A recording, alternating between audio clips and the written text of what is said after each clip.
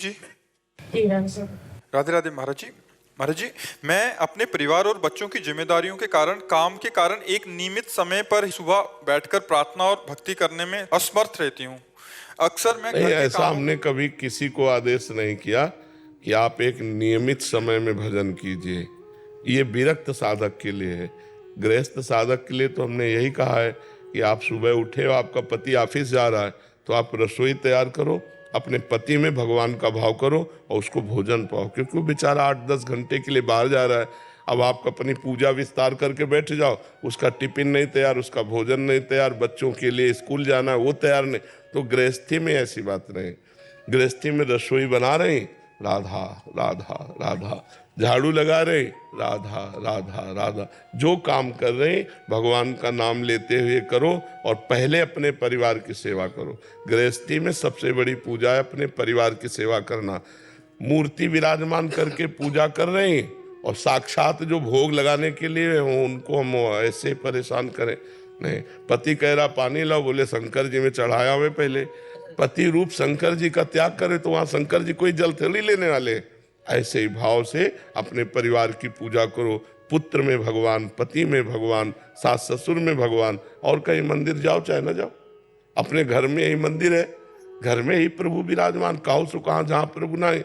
अच्छा, घर में अपमान करो पति का, सास ससुर का, और शंकर जी में जाके 2 लीटर दूध चढ़ा दो तो प्रसन्न होने वाले नहीं, क्योंकि शंकर जी की बनाई हुई मर्यादा है। जो गृहस्थ है वो भगवान के द्वारा ही बनाई हुई मर्यादा है। आप उस मर्यादा का खंडन करेंगे और बाद में भगवान को घी का दीपक दिखाए तो उससे प्रसन्न होने वाले नहीं।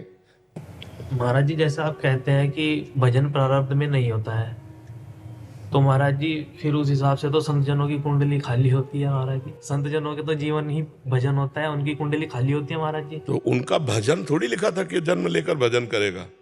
भगवान की विशेष कृपा से देखो, गृह कारज ना, गोस्वामी जी लिख रहे हैं, गृह कारज नाना जंजाला, ते अति दुर्गम शैल विशाला, इहि सर आवत अति कठिनाई, राम कृपा बिनु आई न जाई। भगवान की कृपा के बिना मनुष्य शरीर नहीं मिलता, भगवान की कृपा के बिना भजन मार्ग नहीं मिलता, भगवान की कृपा के बिना भजन नहीं बनता, भगवान की कृपा के बिना भगवत साक्षात्कार नहीं होता। ये प्रारब्ध से नहीं है। प्रारब्ध में शुभ और अशुभ 2 ही कर्म होते हैं। प्रारब्ध में ये नहीं होता कि भजन करके भगवत प्राप्त हो जाएगा। फिर तो क्या है, फिर परेशानी क्या है? जैसे प्रारब्ध में हमें दुख भोगना है तो हम चाहते हैं क्या दुख आवे, अपने आप आके भोग लेना होता है, ऐसे सुख आ जाता है। लेकिन भगवान प्रारब्ध से तो नहीं मिलते, भगवान भजन से मिलते हैं। और भजन प्रारब्ध में नहीं लिखा, ये इस जन्म में करना पड़ेगा। ये तो मनुष्य देह हमारे कर्म से थोड़ी मिला है, भगवान की कृपा से मिला है।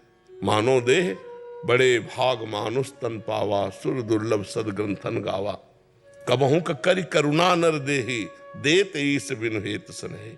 बिना हेत प्यार करने वाले भगवान ने मनुष्य शरीर दिया। भगवान ने भजन का मार्ग, सबको भजन का मार्ग। जैसे आप लाखों लोग सुन रहे हैं यूट्यूब में, लेकिन इसको धारण कौन करेगा?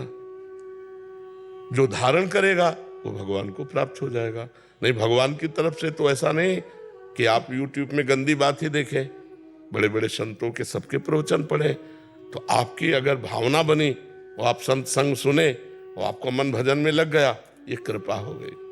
आप गंदी बातें देखें, संसार की तरफ बढ़ते, ये दुर्भाग्य है, अकृपा है, ये भगवान की अकृपा है। गुरुदेव भगवान, जैसे हम वृंदावन आए, धाम आ गए, ये तो भाग्य में नहीं है ना हमारी? नहीं, ये कृपा से। श्री राधिका कृपा बिनु सबके मनन अगम, प्रथम यथामति प्रणवों श्री वृंदावन तिरम। अब ये कृपा कैसे हुई? कहीं न कहीं यूट्यूब से सुना और आकर्षण हुआ, तो संत आकर्षण से आप उपस्थित हो गए आके। तो संत आकर्षण भगवान की कृपा, क्योंकि सुनने को जो मिला, अब मोहि भा भरोसा हनुमंता, बिनु हरि कृपा मिले नहीं संता। जो सुनने को मिला आपको वो भगवान की कृपा से, और सुनने से हम श्रवण सुजस सुनि आयऊं, प्रभु भंजन भव भीर, त्राहि त्राहि आरति हरन, शरण सुखद रघुवीर।